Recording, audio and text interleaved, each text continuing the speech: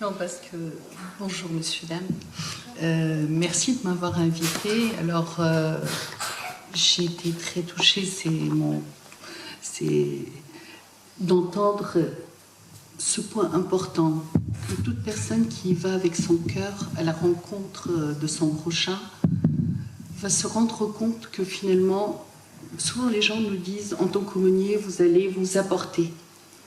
Et là, dans votre témoignage, vous parliez plus de ce qu'on vous apporte. Je ne vous ai pas entendu dire « j'apporte ».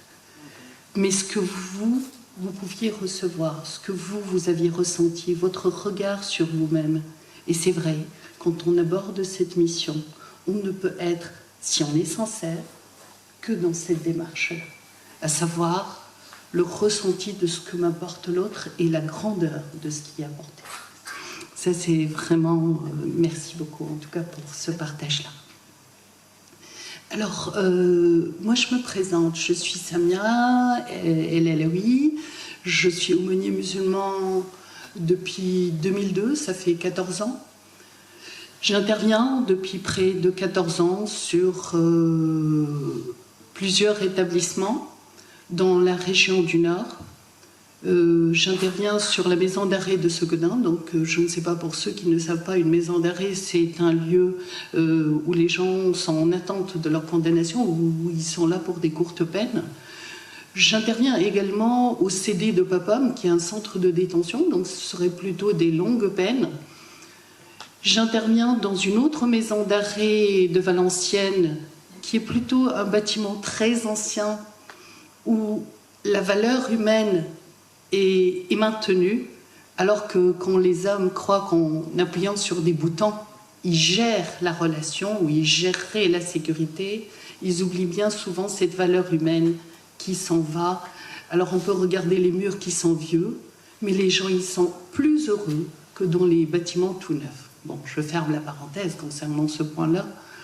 Et j'interviens également à l'EPM, qui est l'établissement pour mineurs de Kievrechin.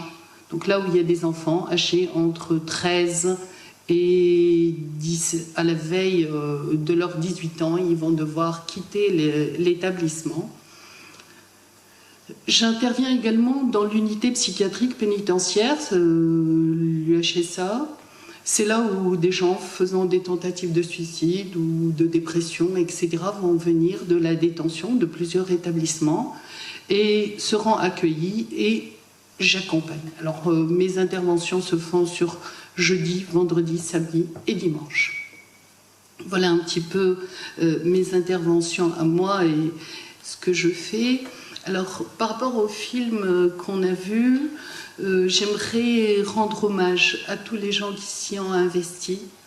J'aimerais rendre hommage au rabbin M. Bauer, qui est décédé depuis, et qui, comme vous l'avez vu par son témoignage, un homme d'une grande qualité. Il y a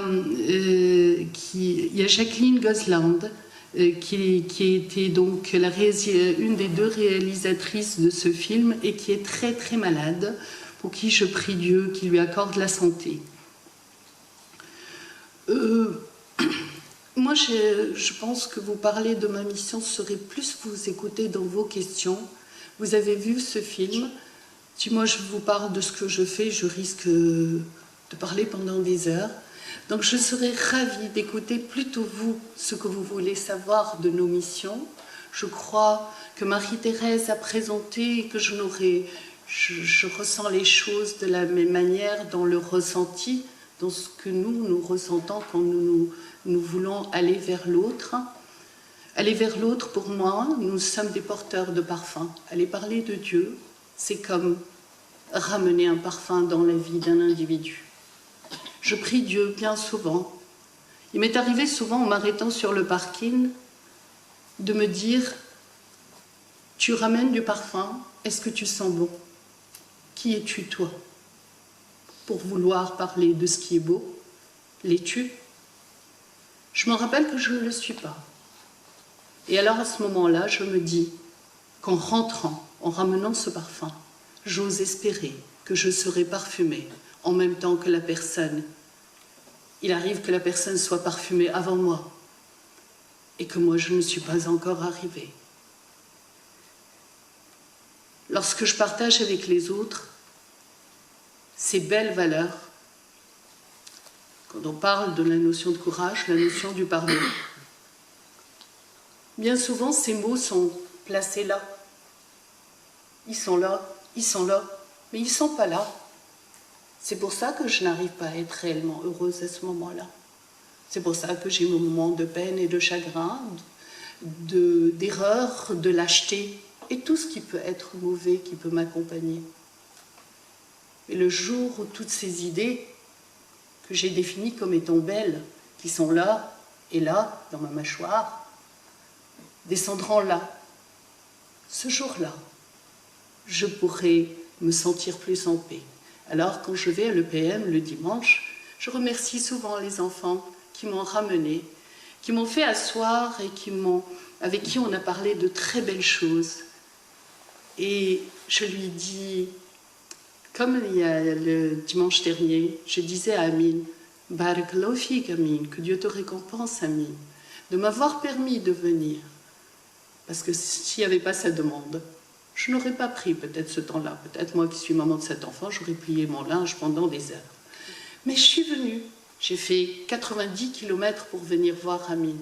Mais quel honneur de s'asseoir avec ses enfants qui voudraient parler de très belles choses et qui pendant des heures vont partager des valeurs. Ces valeurs que j'ose espérer moi acquérir, en tout cas que eux aussi, mais nous parlons de ce qui est beau. Et en le partageant, en regardant dans les yeux de cet enfant qui a commis ce qu'il a commis et qui est redevenu enfant, c'est comme ça, nous les êtres humains, on fait des choses et puis tout d'un coup, voilà, comme on disait, comme vous le disiez, comme on peut le dire, et toute personne avec un peu de bon sens, on se rend compte qu'on ne peut pas confondre l'être humain avec son acte. La prière est éternellement louable. Peut-on dire que la personne qui prie est la prière? Je ne crois pas. Être généreux, la générosité est un acte éternellement louable. Pourtant, est-ce que celui qui est généreux est la générosité? Non. Eh bien, ce serait le même raisonnement à tenir que celui qui a commis un délit n'est pas ce délit. Sinon, nous fermons un cercle. Nous qui allons venir voir Dieu et demandons son regard et sa clémence, comment pouvons-nous regarder les autres en les jugeant alors que nous n'avons aucune idée de ce que nous avons eu et de ce qu'ils n'ont pas eu? Nous sommes très mal placés pour juger les autres. Et puis juger, quel est l'objectif de juger? Est-ce que c'est pour changer les choses? Eh bien, si quelqu'un vous insulte, vous malmène, vous aurez envie de l'écouter même s'il vous dit des vérités? Non. Je ne crois pas que quelqu'un a envie d'écouter celui qui l'insulte et de suivre son message. Mais si la personne se sent respectée, et ça, c'est pas par nos mots, la personne ne prend pas ce que vous dites. Nous ne prenons pas ce que les autres nous disent. Nous prenons ce qui émane de l'autre. Bien souvent, on vous dira des fois, « Viens, on va voir un tel. » « Oh non, je n'aime pas un tel. » « Pourquoi? Tu lui as jamais parlé? T'as pas vu comment elle me regarde? Mais elle est passée à côté. » « Non, je ne peux pas supporter. » Ah ben, elle n'a pas parlé. Elle n'a pas besoin de parler. Il y a des choses qui passent. Et en fait, la question continue. La seule personne que je peux changer, c'est moi-même. Qu'est-ce que je fais avec moi? Et en m'accompagnant moi-même, je pourrais peut-être avoir le grand bonheur de partager mes acquis, ou en tout cas ce chemin avec les autres. Voilà, je ne vais pas faire plus lent. Je vais vous écouter, en tout cas si vous avez des questions par rapport à notre mission de Monique.